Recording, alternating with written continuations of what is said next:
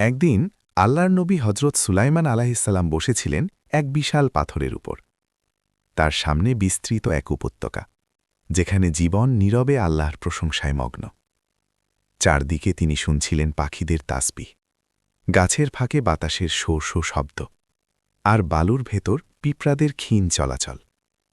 হঠাৎ তার দৃষ্টি আটকে গেল এক ছোট্ট পিঁপড়ার দিকে। পিঁপড়াটি তার ক্ষুদ্র শরীর দিয়ে বহন করছে একটি গমের দানা, যা প্রায় তার শক্তির বাইরে। গরম বালুর ওপর দিয়ে সে এগিয়ে চলেছে ধীরে ধীরে, কিন্তু থেমে যাচ্ছে না। ক্লান্তিও নেই, অভিযোগও নেই। নবী সুলাইমান আলাহিসাল্লাম মৃদু হাসলেন।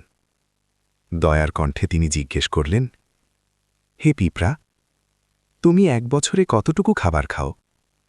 পিঁপড়াটি শান্তভাবে উত্তর দিল, হে আল্লাহর নবী, আমি বছরে মাত্র একটি দানা খাই। এই উত্তরে বিস্মিত হলেন নবী সুলাইমান আলাইহিসসালাম। তিনি মনে মনে বললেন, পবিত্র তিনি, যিনি এই ক্ষুদ্র প্রাণীকেও হিসাব ও বুদ্ধি দান করেছেন।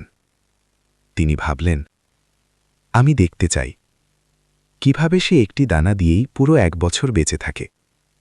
তিনি খুব যত্ন করে পিঁপড়াটিকে একটি স্বচ্ছ কাঁচের বোতলে রাখলেন এবং সঙ্গে দিলেন একটি গমের দানা।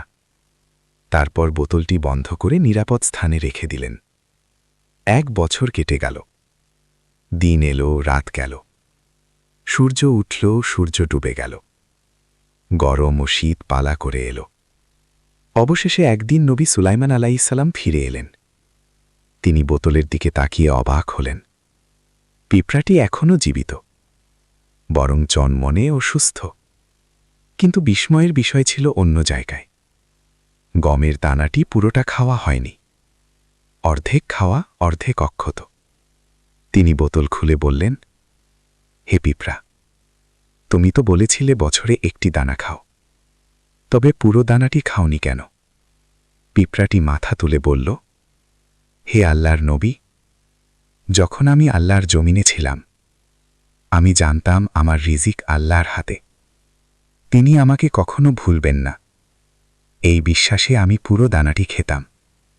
কিন্তু যখন আপনি আমাকে এই কাচের বোতলে রাখলেন, তখন বুঝলাম আমার রিজিক এখন মানুষের হাতে।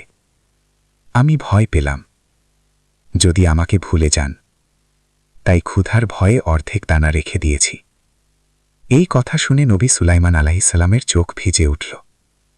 তিনি আকাশের দিকে তাকিয়ে বললেন, পবিত্র তিনিই আল্লাহ, যিনি একটি পিঁপড়াকেও তাওয়াক্কুলের শিক্ষা দিয়েছেন এবং তার ভেতর এমন প্রজ্ঞা রেখেছেন যা মানুষের হৃদয়কে জাগিয়ে তোলে।